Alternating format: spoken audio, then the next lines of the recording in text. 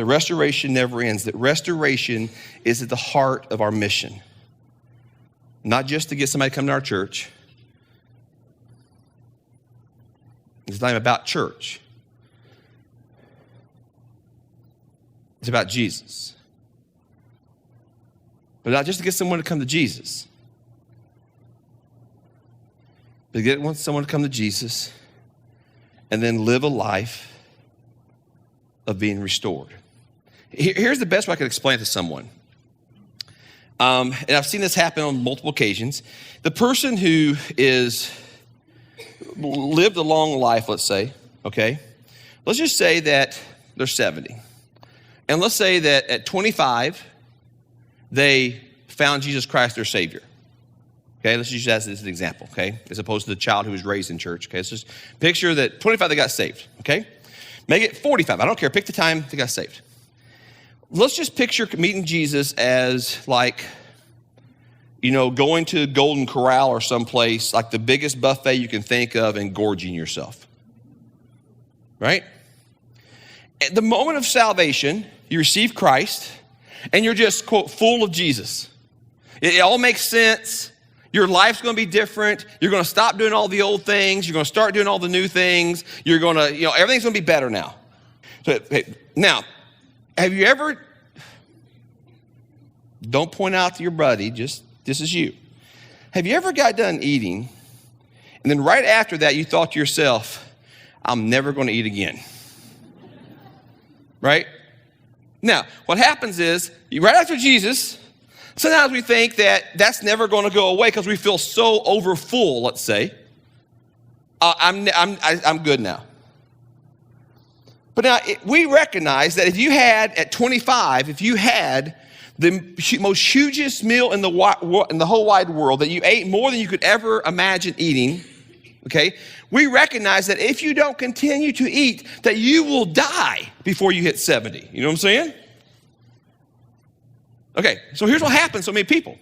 They get a load of Jesus at whatever the age is, right? Makes perfect sense to them, right? They're so full of Jesus, they'll never struggle, they'll never have a bad day, they'll never whatever. They're going to change now,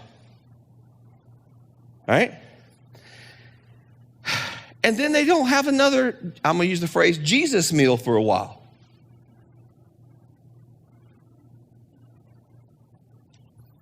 So then what ends up is we have a lot of head knowledge. We have a lot of information, but we're not continuing to eat. I mean, you can drive by restaurants and starve to death. Does that make sense to you?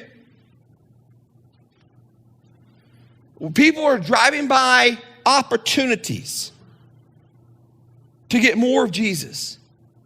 Not more as in, I said more is not the right term, just to have another meal. To be more restored, to be more transformed, to be more committed, whatever the word is. But we've not been taught that. We've been taught that, hey, I got saved, I get to go to heaven now.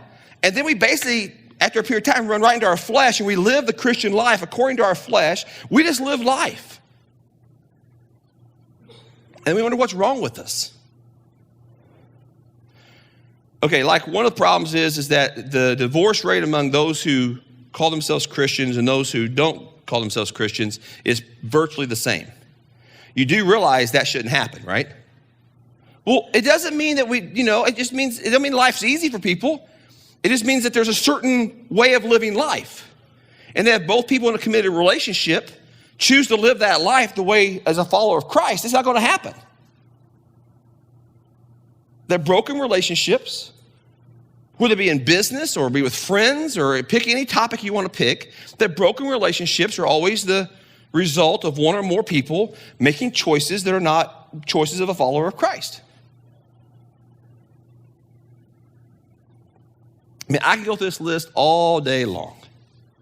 The point being is that it's not about words like perfection. It's not a checklist of don't do the following things and do the following things. It's not that.